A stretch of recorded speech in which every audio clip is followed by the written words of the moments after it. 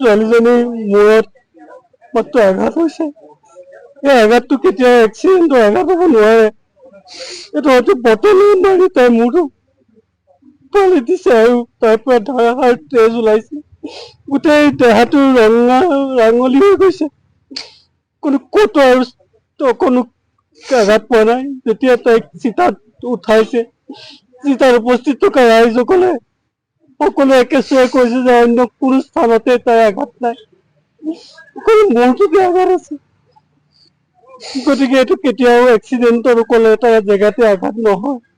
ইয়াক নিশ্চয় হত্যা কৰি তাইক কিবা জোঙা অস্ত্ৰই তাইক প্ৰহাৰ কৰি তাইক মাৰি পেলাইছে। গতিকে এয়া মই কৈছো এইটো কেতিয়াও এক্সিডেণ্ট নহয়, এইটো এটা হত্যাকাণ্ড। চাৰিটা মৃগাংক প্ৰজ্ঞা গায়ত্ৰী আৰু এইটো আনাতুল তাইক হত্যা কৰি গাড়ীৰ ওপৰত পেলাই দি আকৌ সেইটো উভতি আহিব খুজিছে। হয়তো কিবা হস্পিটেলত দেখুৱাৰ স্থলে হয়তো হস্পিটেলত ভৰ্তি কৰি পলাবলৈ চেষ্টা কৰিছে। এইটো কোনো কাৰণতে মই মানি ল'ব নোৱাৰো, এইটো কেতিয়াও এক্সিডেণ্ট নহয়। সেই তেতিয়াৰ পৰা তেওঁলোকে সহযোগীসকলে আজি 11 দিন হ'ল আপোনালোকৰ তাৰপিছত যোগাযোগ কৰিছিলে নাই? নাই কৰা। অকলো সমবেদনাও তেওঁলোকে আমাক জনোৱা নাই, অকলো দুখ প্ৰকাশ কৰা নাই। আনকি তেওঁলোকৰ অভিভাৱকসকলে এটা ফোনো কৰা নাই। অথচ নম্ৰতা বাকী সকলো বন্ধু বান্ধৱ অভিভাৱকসকল আহি ইয়াত উপস্থিত হৈছে দূৰ দূৰণিৰ পৰা। কিন্তু সেই চাৰিটাল কোনো আজিলৈকে কোনো যোগাযোগ কৰা নাই।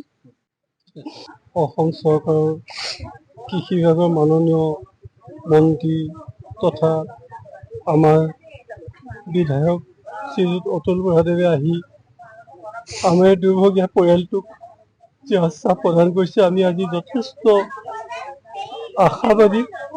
প্ৰথমতে মই তেখেতক আমাৰ কৃতজ্ঞতা জ্ঞাপন কৰিছো আৰু তেখেতৰ জৰিয়তে অসমৰ মাননীয় মুখ্যমন্ত্ৰী ডক্টৰ হিমন্ত বিশ্ব শৰ্মাদেৱে মেঘালয়ৰ মুখ্যমন্ত্ৰীৰ লগত যি কথা বতৰা পাতি মোৰ জীয়ৰীৰ মৃত্যুৰ যি তদন্ত ঘোষণা কৰিছে বা তদন্ত ব্যৱস্থা কৰিছে, তাৰ বাবে আমি ধন্যবাদ জ্ঞাপন কৰিছো।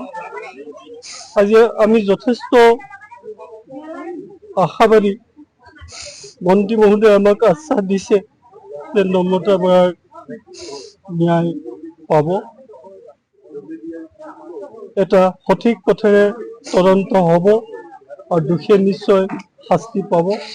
সেইটোৱে কিছু আমাক আশ্বস্ত কৰিছে। দুখৰ মাজতো আমি অলপ আশ্বস্ত হ'ব পাৰিছো। তাৰ বাবে আমি শ্ৰদ্ধাৰ অতুল বৰাদেৱ ধন্যবাদ জ্ঞাপন কৰাৰ লগতে অসমৰ মুখ্যমন্ত্ৰীকো কাটৰ আহ্বান জনাই পুনৰবাৰ তেখেতক অনুৰোধ কৰিছো, তেখেতে যাতে এটা সঠিক অনুসন্ধানৰ জৰিয়তে নম্ৰতা বৰাৰ মৃত্যুৰ বিচাৰ ন্যায্যতা প্ৰদান কৰে, তাৰ বাবে মই অনুৰোধ জনাইছো।